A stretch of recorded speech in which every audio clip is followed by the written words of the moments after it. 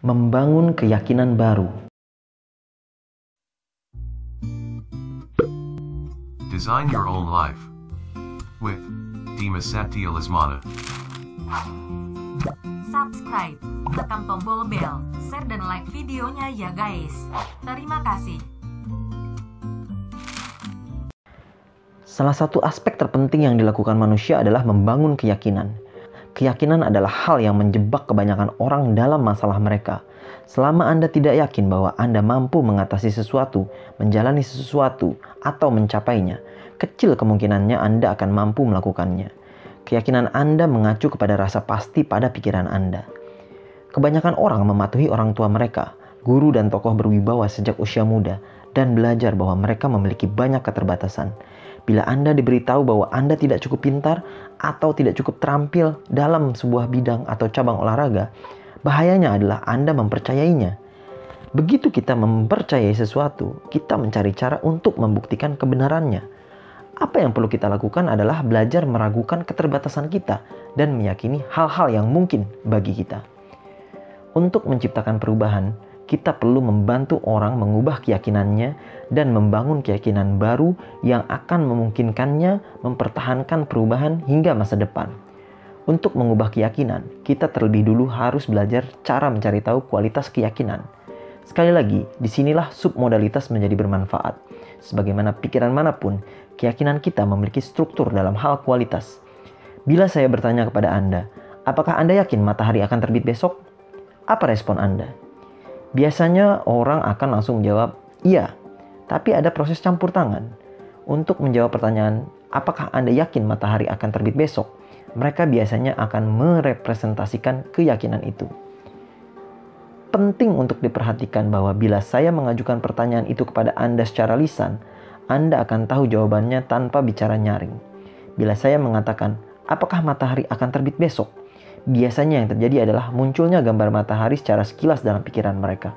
Mereka mungkin berkata iya dalam pikiran mereka dengan nada suara tertentu dan mereka akan memperoleh rasa kepastian dalam tubuh mereka yang membuat mereka tahu bahwa hal itu benar.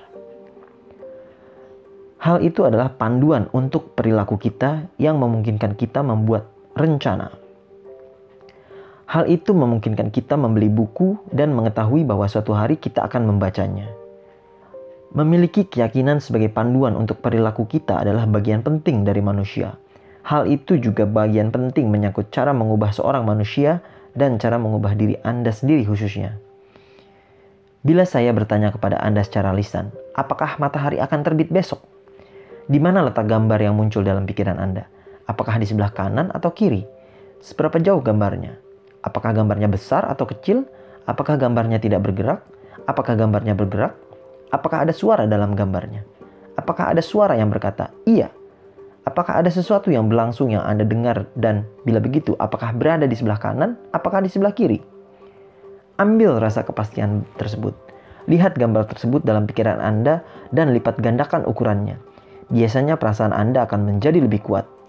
Bila perasaan Anda menjadi lebih kuat, perhatikan di mana letak perasaannya dalam tubuh Anda dan ke arah mana bergeraknya. Anda mulai menaruh perhatian pada submodalitas sebuah keyakinan kuat. Selanjutnya, bayangkan sesuatu yang tidak begitu Anda yakini. Bukan sesuatu yang benar-benar Anda ragukan, tetapi sesuatu yang mungkin dan mungkin tidak. Pikirkan sesuatu yang tidak Anda yakini. Misalnya, apa yang akan Anda makan siang ini? Mungkin nasi goreng, atau mungkin roti keju. Sesuatu yang mungkin terjadi atau mungkin tidak. Mungkin sesuatu yang akan dibawa seseorang untuk diberikan kepada Anda pada ulang tahun Anda. Mungkin ini atau mungkin itu.